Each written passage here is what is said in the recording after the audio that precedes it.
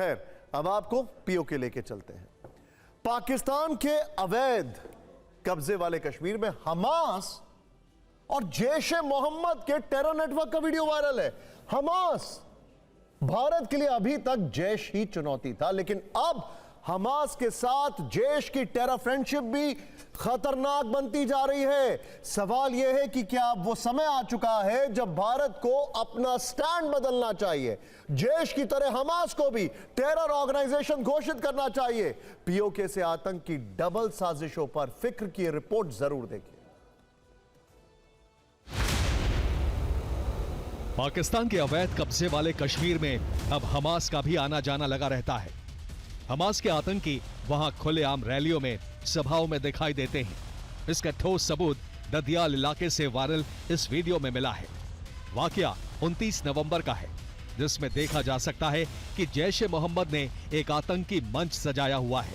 मंच पर हमास के टॉप आतंकी मुख्य अतिथि के तौर पर बैठे हैं। उनके सम्मान में जैश का एक आतंकी जहरीले गीत गा रहा है। हमास के आतंकी ये गीत सुनकर गदगद हैं।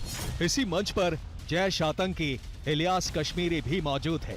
उसने हमास से प्रेरणा लेने और हमास के स्टाइल में आतंकी गतिविधियों को जारी रखने की कस्में खाई हैं। यानी जैश का प्लान है कि हमास ने जिस तरह से इजराइल पर 7 अक्टूबर 2023 को हमला किया था, उसी तर्ज पर जैश भी भारत में खतरनाक हमले की योजना बना रहा है।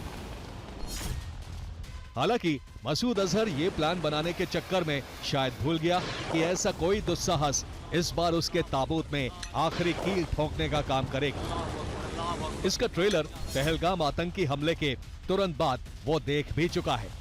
भारतीय सेना ने बहावलपुर में ब्रह्मोस से हमला करके जैश के हेडक्वार्टर को कब्रिस्तान में बदल दिया था।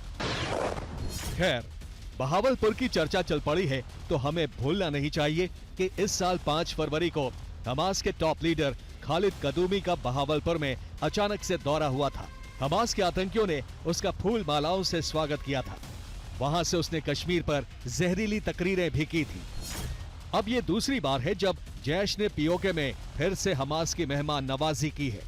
इसलिए सवाल गंभीर है, क्या भारत की सुरक्षा को अब जैश के साथ साथ हमास से भी बड़ा खतरा है? कि हम लोगों को बहुत सतर्क रहना होगा। ये पहले भी सुनने को मिल रहा था कि हमास और जैश मिल रहे हैं। यही नहीं, पीओके में मुझे लगता है बांग्लादेश की तरफ भी उनका गतिविधियां देखी गई हैं। तो ये जो गठबंधन है इन दोनों आतंकी संगठनों के बीच बहुत ही डेंजरस है। हमास के आतंकी जब पीओके में देखे गए हैं, जैश और हमास में टेरर गठबंधन हुआ है, तब हमास के दुश्मन इजराइल की सेना ने भारत से जो बड़ी मांग उठाई है उस पर भी गौर करना उतना ही जरूरी है। आईडीएफ के अंतर्राष्ट्रीय प्रवक्ता लेफ्टिनेंट कर्नल नदाव शोशनी ने अपील की है कि भारत को हमास को आतंकवादी संगठन घोषित कर देना चाहिए। इजराइल की मांग एक तरफ और भारत के दशकों पुराने कूटनीतिक रिश्ते दूसरी तरफ। हालांकि जब पीओके में हमास जैश के साथ आतंकी मंच को साझा करेगा तो क्या जवाब में भारत को भी स्टैंड बदलना चाहिए? हमने इस बारे में रक्षा विशेषज्ञ से बात की, सुनिए उनका क्या मानना है।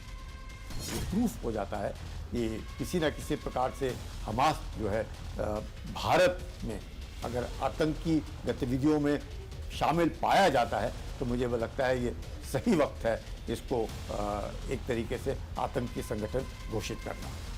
जैश हमास से ड्रोन अटैक की ट्रेनिंग ले रहा है, हमास स्टाइल में हमला करने का ख्वाब देख रहा है। यानी अब जैश के साथ साथ हमास को भी कड़ा संदेश देने का समय आ चुका है। Bureau report, TV9, Bharatvarsh.